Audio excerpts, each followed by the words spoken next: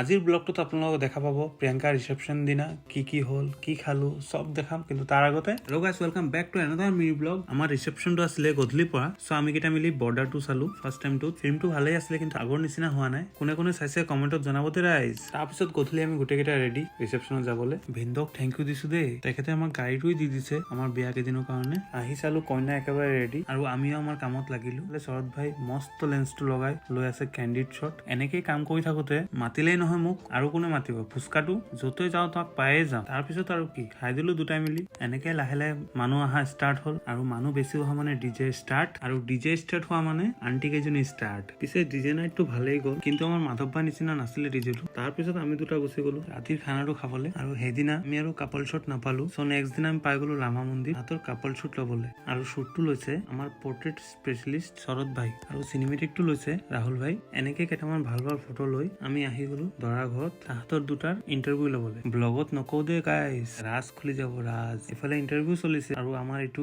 চাহ বিস্কিট খোৱাত বিজ, আৰু আমাৰ গণেশে পেটটো আকৌ ভিতৰত ভৰাই লৈছে। এনেকে হাঁহি ধেমালি কৰি ৰূপম দাৰ ভাইটি ভন্টিহঁতৰ পৰা ইন্টাৰভিউ ললো। চ' আজিৰ ভিডিঅ'টো ইয়াতে সামৰণি মাৰিছো। কেনেকুৱা পালে কমেণ্টত জনাব, ভাল পালে এটা লাইক কৰিব। লগ পাম নেক্সট এটা ভিডিঅ'ত, তেতিয়ালৈকে ৰাধে ৰাধে।